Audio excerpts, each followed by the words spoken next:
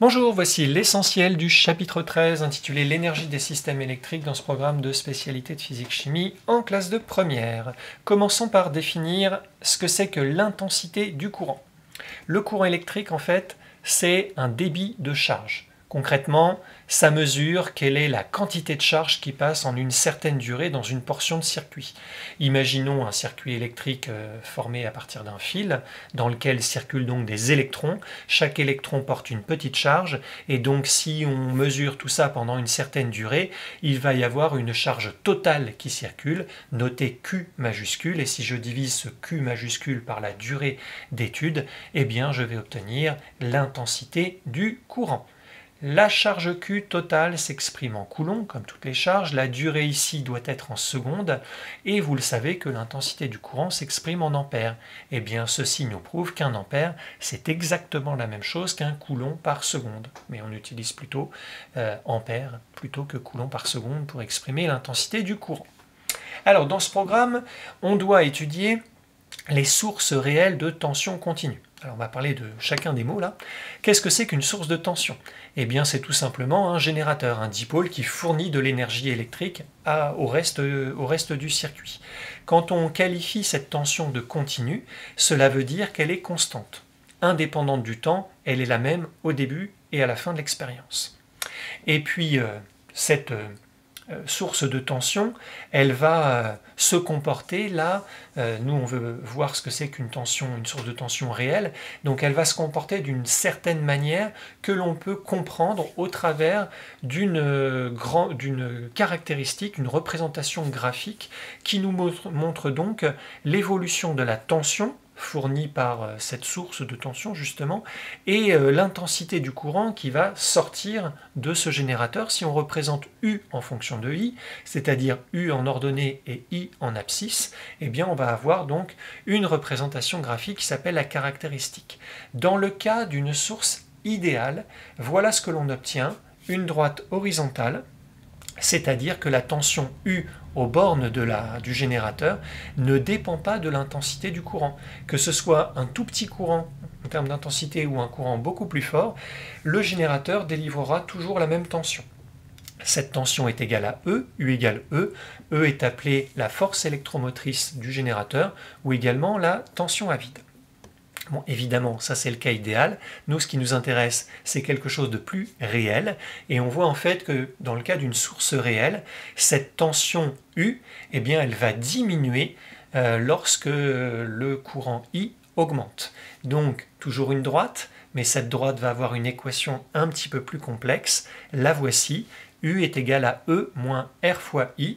Donc, vous avez la force électromotrice E que l'on reconnaît, qui est l'ordonnée à l'origine dans l'équation de la droite, et puis vous avez donc une décroissance que l'on voit apparaître avec le coefficient moins R qui vient multiplier la valeur de I. Plus I est important, plus la valeur de moins RI va devenir forte et donc plus ça décroît en termes de tension. Et là on voit que pour une source réelle, si on lui fait débiter un courant trop important, eh bien ça va chuter en termes de tension et ça peut être pas tout à fait adapté pour faire fonctionner un appareil. Au niveau des unités, une tension s'exprime en volts. La force électromotrice, je vous ai dit que ça s'appelait aussi la tension à vide, donc elle aussi c'est des volts. Et pour ce qui est de l'intensité du courant, on est sur des ampères. Reste R. R c'est la résistance interne de ma source réelle et donc une résistance s'exprime en ohms. Quand on réalise le schéma d'un montage, il faut connaître donc la manière dont on représente ces sources de tension. Donc voici la manière de représenter une source idéale. Vous avez donc un cercle avec un trait au milieu. La polarité de ce générateur est indiquée, plus, moins. On voit bien qu'à l'extérieur du générateur, le sens conventionnel du courant est bien respecté. On part du plus et puis on imagine que ça va suivre tout le circuit pour revenir vers le moins. Et donc la tension U, elle est représentée par une flèche.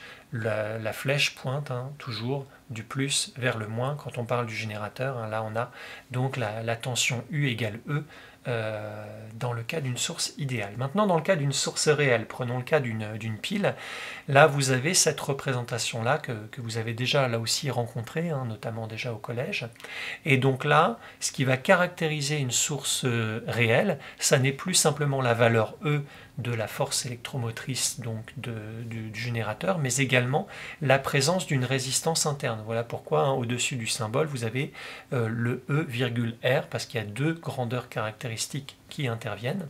Et bien cette représentation-là, elle peut en fait être remplacée, elle est complètement équivalente à celle-ci, où l'on reconnaît la source idéale de tension, et juste à côté, vous avez donc un conducteur ohmique dont la résistance est égale à petit r. Et bien ça veut dire simplement qu'une source réelle en fait est équivalente à l'association en série, ça veut dire qui se suivent, c'est les deux éléments, une source idéale associée à un conducteur ohmique. Donc voilà ce que c'est qu'une source réelle. Pour terminer, nous allons parler de ce qui se passe donc dans un circuit, par exemple, sous forme de bilan de puissance, dans un circuit ou dans le cas d'un convertisseur. On va voir un petit peu comment on peut illustrer, exploiter donc la notion de puissance et de bilan de puissance. Alors tout d'abord, comment est-ce qu'on calcule une puissance en électricité? J'ai défini là l'intensité du courant dans un premier temps, et je vous ai parlé aussi de la tension, alors tension borne d'un générateur, mais on peut aussi parler de la tension aux bornes d'un récepteur. Et donc d'un point de vue électrique, si on est amené à calculer la puissance électrique, on l'obtiendra en multipliant la tension et l'intensité du courant caractéristique d'un dipôle donné. La tension s'exprime en volts, l'intensité du courant est en ampères, et le produit des deux nous donne des volts-ampères, mais évidemment, c'est pas dans cette unité-là qu'on exprime la puissance, c'est en watts. Et que ce soit une puissance électrique ou une puissance de toute autre nature, lumineuse, mécanique, tout ce que vous voulez, ce sera toujours en watts pour une puissance. La puissance, ça exprime en fait la vitesse avec laquelle de l'énergie va être échangée entre un système et son environnement. Et donc, il y a un lien mathématique entre puissance, énergie et durée, et là encore, il est le même quel que soit le domaine de la physique. L'énergie est égale à la puissance multipliée par la durée. Puissance en watts, durée en secondes, énergie en joules. Un joule, c'est exactement la même chose qu'un watt seconde. Bon, alors maintenant, prenons la situation où on a affaire à un convertisseur qui va transformer donc de l'énergie en une autre forme d'énergie. Il y a différentes situations qui peuvent se rencontrer.